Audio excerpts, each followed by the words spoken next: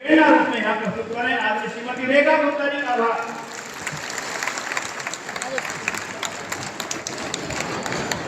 बहुत बहुत धन्यवाद विनय जी, आपके इस मंच पे जो आशा भरे उद्गार आपने भारतीय जनता पार्टी, दिल्ली सरकार और हमारे प्रति, मेरे और भाई सिरसा जी के प्रति कहे, दिल की गहराई से आपका बहुत बहुत अभिनंदन करती हूँ।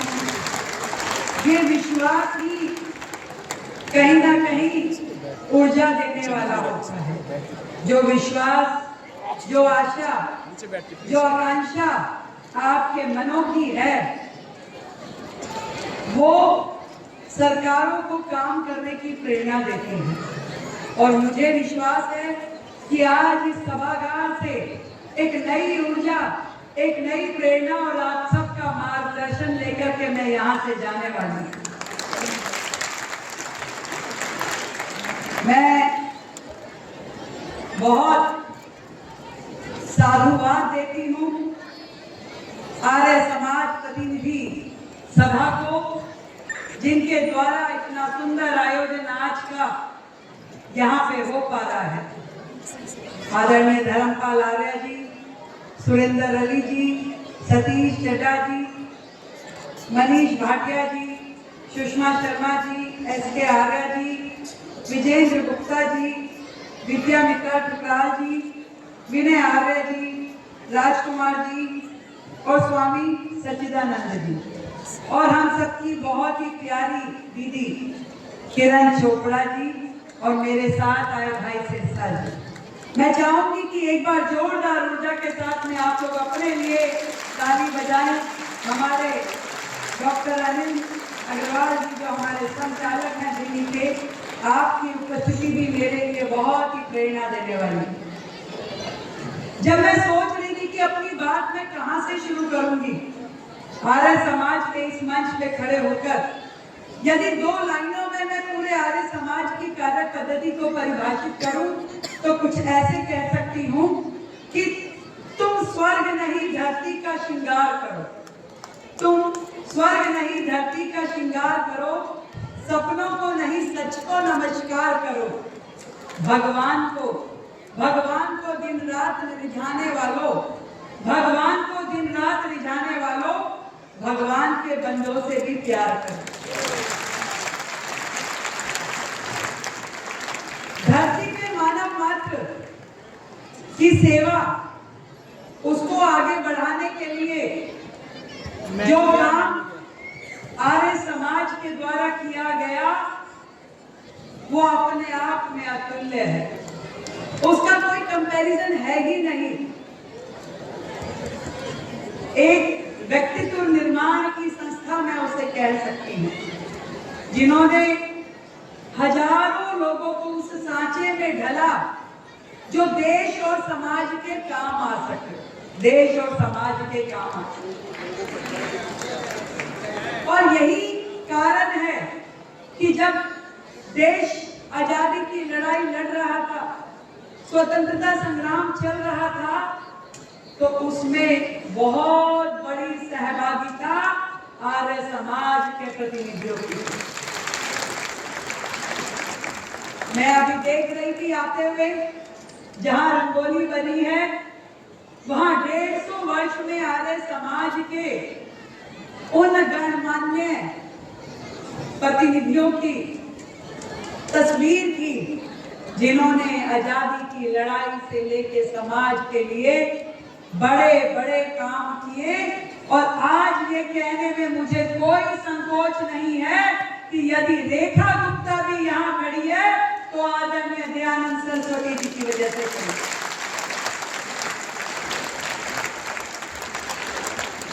यदि समाज में वो कुरीतियां चलती रहती तो कौन माँ बाप अपनी बेटी को यहाँ पर भेजते? आपने जब समाज की कुरीतियों को रोकने के लिए मुहिम चलाई, संघर्ष किया, समाज की सोच बदली, तभी तो आज यहाँ पे लाखों बेटियां देश में अलग अलग पदों पे बैठ के देश चलाने का, समाज को मार्गदर्शन देने का काम कर पा रही है।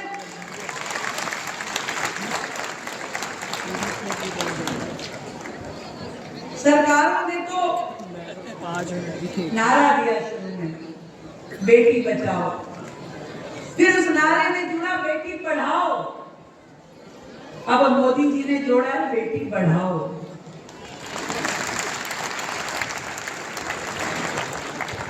बेटी का बचना भी जरूरी था, बेटी का पढ़ना भी जरूरी था, और उसके लिए भूमिका निभाई आर्य समाज ने।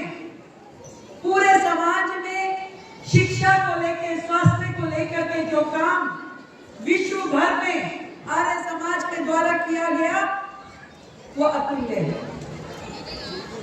आज भी आपकी हजारों संस्थाएं शिक्षा के क्षेत्र में काम कर रही हैं, और वो केवल शिक्षा नहीं दे रही, वो संस्कार दे रही है। वो संस्कार जो एक ऐसे नागरिक को के निर्माण का काम करते हैं जो कल को देश के लिए खड़ा हो सके। और मैं हमेशा कहती हूं कि देश के लिए खड़े होने वालों की श्रृंखला केवल सरहद पे जरूरत नहीं है। सरहद पे एक प्रकार के लोग जाते हैं जिनका इतना जिगरा होता है कि वो देश के लिए जान दे भी सके और देश के लिए जान ले भी सके। परंतु हम सबके भाग्य में हर चीज नहीं है। अगर मैं सोचूं, आज आप सोचो, तो हमारे पास ना वो मौका है, ना वो शायद दिल है कि हम जाकर के वहां प्राण लेने और देने के लिए खड़े हो सके। पर हाँ, समाज में रह करके समाज के लिए मर नहीं सकते तो जी तो सकते हैं। समाज के लिए जीने का समय है, समाज के लिए करने का समय है। और जिस काम की शुरुआत हमारे महर्षि दयानंद जी ने उस समय की, उन्होंने कहा कि चलो वेदों की ओर लौटे, क्योंकि वेद जो है हमें जीवन जीने की वो राह देते हैं जिसे समाज संगठित हो, एकजुट हो, जिसमें समानता के अधिकार हो, जिसमें हर एक व्यक्ति को आगे बढ़ने के लिए उसका हाथ, आजकल एक शब्द है हैंड होल्डिंग, वो हाथ बढ़ाने के लिए समाज को प्रेरणा दी जाती है। मैं अपने बारे में बताती हूँ। मैं आर्य समाज से वर्षों से जुड़ी, और जब जब भी मेरे जीवन में कोई नया अध्याय लिखा जाना हुआ, मैंने हमेशा आर्य समाज को बुला करके वहां हवन यज्ञ करके प्रभु के सामने हाथ जोड़े कि हे प्रभु, मेरे लिए वो मार्ग प्रशस्त करो जिस पे चल के मैं भी अपने देश के लिए कुछ कर सकूं, मैं भी अपने समाज के लिए कुछ कर सकूं। और जब मैं पहली बार निगम पार्षद बनी, तब भी हमारे सतीश जी जो पीतमपुरा शाखा से जुड़े हैं, उन्होंने ला करके वहां पे हवन यज्ञ किया। इस बार भी जब मैं विधायक बनी, परवीन ताई जी यहाँ बैठे हैं, अरोड़ा जी बैठे हैं, पूरी टीम आई, उन्होंने यज्ञ का आयोजन किया और मुझे आशीर्वाद दिया। वो जो ऊर्जा उस गेरुए रंग के पटके से निकल करके चेहरे पे और मस्तिष्क में जाती है, उसका कोई कहने का आनंद नहीं है, उसको बता नहीं। वो रोशनी, वो ऊर्जा चेहरों पे देखी जा सकती है। आज भी देख रही हूँ मैं, ये भगवा पगड़ी पहन करके आप यहाँ बैठे हैं और 150 वर्ष आर्य समाज के सेलिब्रेट कर रहे हैं। ये 150 वर्ष संघर्ष के रहे, पर काम खत्म नहीं हुआ है। आज भी समाज के लिए करने के लिए बहुत बहुत काम है। इस शिक्षा को उस चरम तक लेके जाना जहां भारत का हर बच्चा शिक्षा पा सके, और वो भी गुणवत्तापूर्वक शिक्षा। उसमें सरकारें भी काम करेगी, परंतु आपका जो काम है, आपका जो सहयोग है, वो भी अपने आप में बहुत ज्यादा तारीफ करने योग्य है। केंद्र में मोदी जी, दिल्ली में भाजपा की ये सरकार मिलके हर क्षेत्र में बेहतर और उससे भी बेहतर करने की कोशिश करेगी।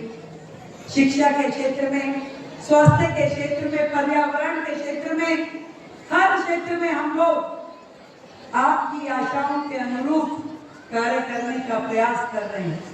पर आपका आशीर्वाद, आपका मार्गदर्शन हमारे लिए बहुत आवश्यक है। तो आज इस मंच के माध्यम से आप सबको बधाई देते हुए कि 150 वर्ष का ये आर्य समाज का जो सफर आप सब ने तय किया, महर्षि दयानंद जी के आशीर्वाद से जो आर्य समाज ने नई ऊंचाइयां छुई, पूरे विश्व में अपने काम को खड़ा किया, आने वाले और 150 वर्ष इससे भी ज्यादा द्रुत गति से समाज आगे बढ़े, काम करे और ये काफिला बढ़ता जाए, समाज में ऊर्जा देता जाए और समाज हित के काम होते जाएं, करते जाएं। आज मैं आप लोगों को ये सारी शुभकामनाएं देती हूँ। विनय जी ने कहा कि 10 साल लग गए, मुख्यमंत्री जी आ नहीं पाए इस मंच पे। उनके पास तो बहुत सारी जिम्मेवारियां थी। उनको मुख्यमंत्री दिल्ली के बाद तुरंत प्रधानमंत्री बनना था, प्रधानमंत्री के बाद कुछ और करना था, और दिल्ली के लोगों की चिंता के अलावा कुछ लोग होते ना, काम करो ना करो, काम का जिक्र करो, और जिक्र करो ना करो उसकी फिक्र करो। तो फिक्र और जिक्र नहीं लगे रहे, परंतु दिल्ली के लोगों को असल में क्या चाहिए वो कर नहीं पाए। मैं तो केवल दिल्ली की मुख्यमंत्री हूँ भैया, तो आप जितनी बार बुलाओगे मैं आऊंगी, निश्चित रूप में आऊंगी। आज भी आई हूँ, कल हमारे डीएवी स्कूल के आयोजन में भी जरूर जाऊंगी, क्योंकि मेरे जिम्मे मोदी जी ने एक ही काम दिया कि भाई तुम दिल्ली में काम करो, दिल्ली संभालो। तो दिल्ली कैसे बेहतर हो, समृद्ध हो, सुखी हो और प्रगतिशील हो, ये काम हम सब मिलकर के करेंगे और दिल्ली को नई ऊंचाइयों पे लेके जाएंगे। एक बार फिर से ढेरों बधाई, ढेरों शुभकामनाएं, मिलकर बोलेंगे भारत माता की, भारत माता की। बहुत बहुत धन्यवाद। बहुत बहुत आभार, बहुत बहुत धन्यवाद आपने